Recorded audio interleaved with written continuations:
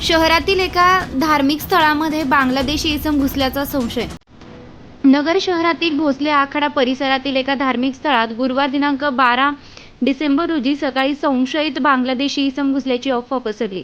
याबाबत माहिती मिळताच कोतवाली पोलिसांचं पथक तातडीनं घटनास्थळी दाखल झालं। पोलिसांनी सर्व 7 ते 8 संशयितांना ताब्यात घेत पोलीस ठाण्यात आणलं। तेथे त्यांची कसून चौकशी केल्यावर ते सर्व भारतीयच असून इज्तेमासाठी मध्य प्रदेशातील भोपाळ येथून नगरला आले असल्याचं स्पष्ट झालं आहे।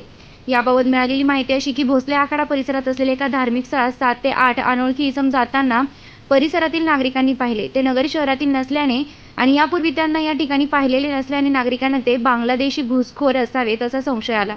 त्यामुळे परिसरातील नागरिक त्या धार्मिक स्थळाजवळ गोळा झाले। काही नागरिकांनी त्यांना तुम्ही कोठून आलात अशी विचारणा केल्यावर आम्ही भोपाळ येथून आल्याचं त्यांनी सांगितलं। त्यामुळे नागरिकांचा संशय आणखीनच बळावला। अनेकांनी शहरात इकडे तिकडे फोनाफोनी सुरू केली।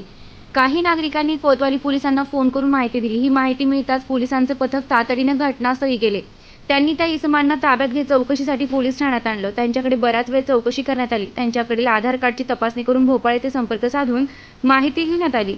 चौकशीअंती ते सर्वजण भारतीयच असल्याचं समोर आल्यावर त्यांच्याकडून त्यांची सर्व माहिती तसेच ते नगरला कशासाठी आले, किती दिवस राहणार, पुन्हा कधी परत जाणार ही माहिती लिहून घेतल्यावर त्यांना सोडून देण्यात आलं असल्याचं कोतवालीचे पोलीस निरीक्षक प्रताप दराडे यांनी सांगितलंय।